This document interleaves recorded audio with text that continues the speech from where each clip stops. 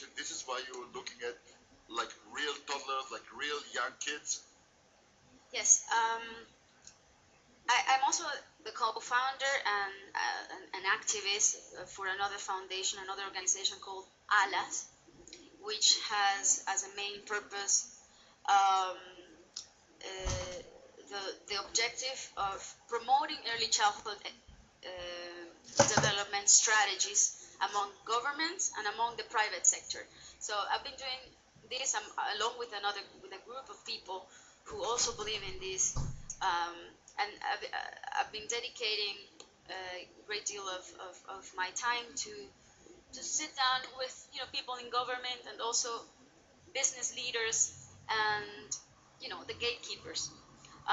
We believe that investing in programs that take care of that population between the ages of 0 to 6 is crucial. It's crucial for development, and it's crucial for a better future, to make a better future. It is proven that by every dollar that a child receives in his or her education, primary school, that kid will return to the state $17 when he becomes an adult. So that is a great investment. It's great business for the state.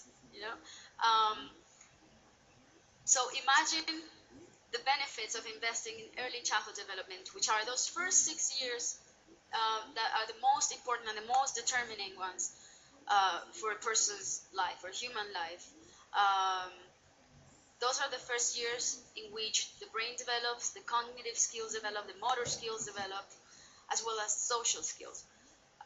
So we consider this a fundamental part of education, and it is urgent that our leaders invest in this kind of strategies and that they put our smallest kids at the top of their political agendas. So this is something we've been doing for a couple of years, almost 3 years now, and little by little we're seeing changes, we're seeing results, and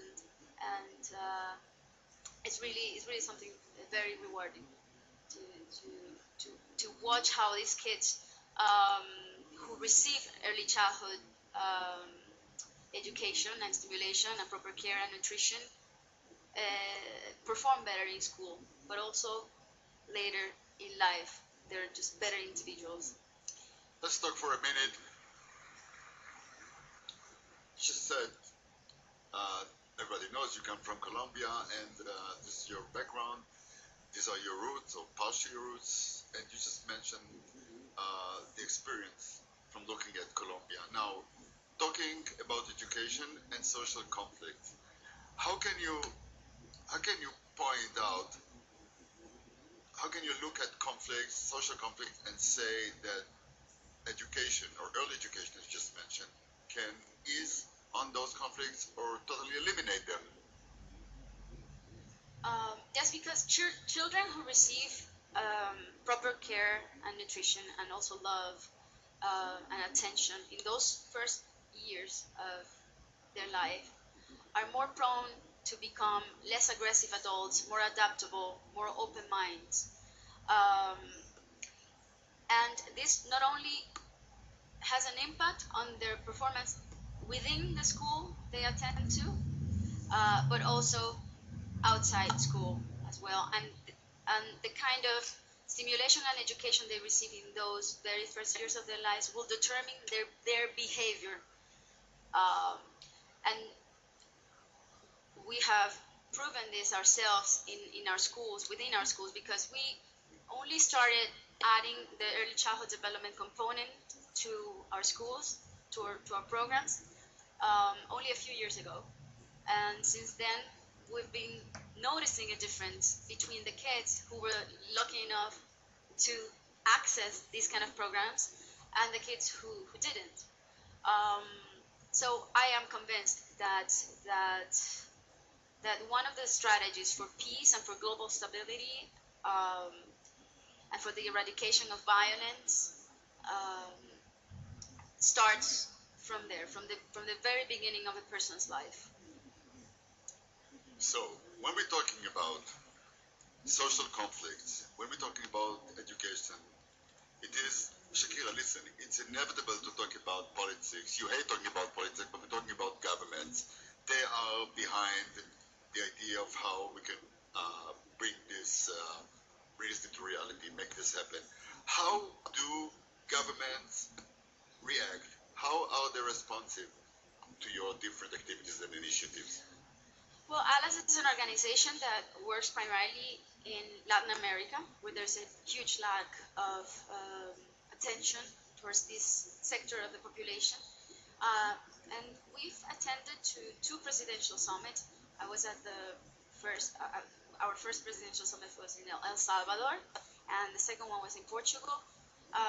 During the first presidential summit, I remember vividly that some of our leaders, some of the presidents who were present at that time um, didn't have early childhood development strategies at the top of their political agendas.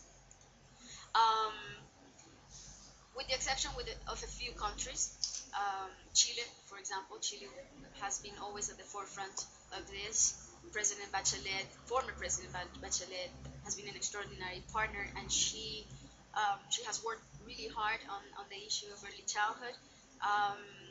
She's a champion in this issue, and little by little we started to sit down and talk with people in government and explain the urgency, and I think they started seeing the passion in the people involved with this advocacy.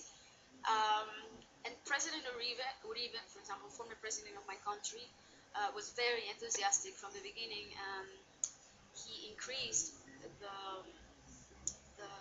investment in early childhood development programs in my country. He increased it noticeably, and he has been very, very responsive, as well as President Santos, the current president of Colombia. At the moment, we are developing a few projects with the city of Buenos Aires, where we already inaugurated a few early childhood development centers.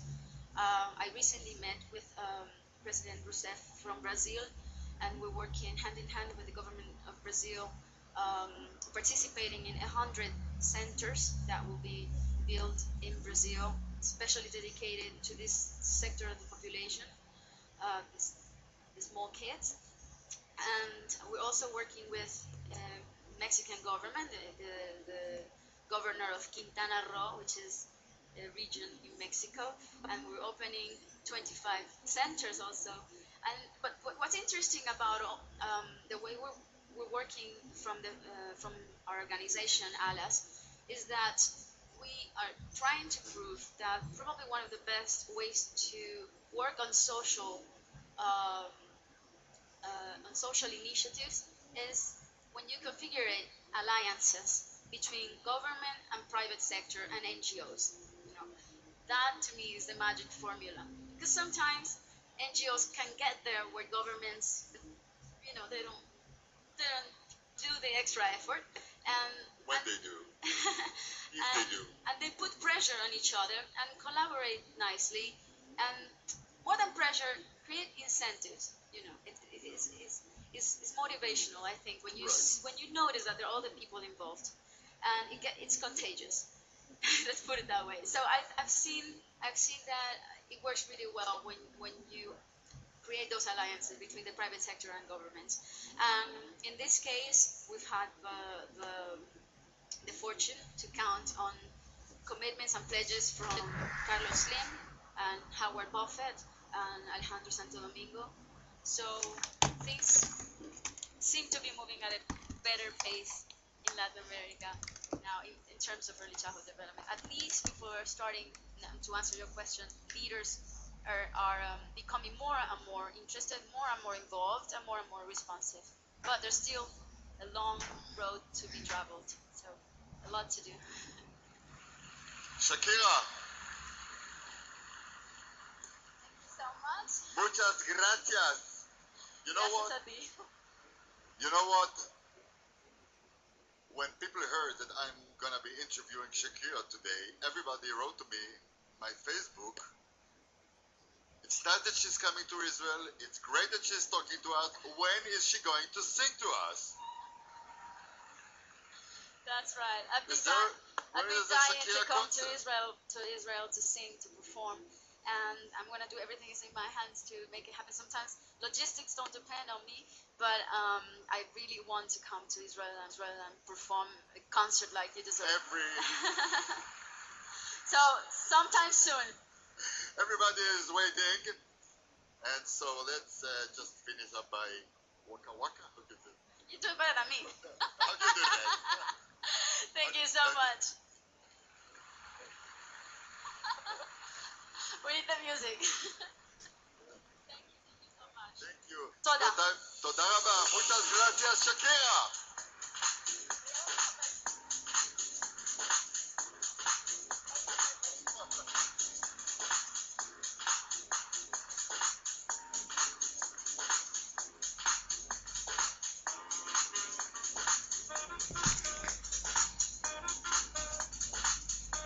תודה רבה, Shakira. Enjoy the rest of your stay. And make sure you come to Tel Aviv next time. Get out.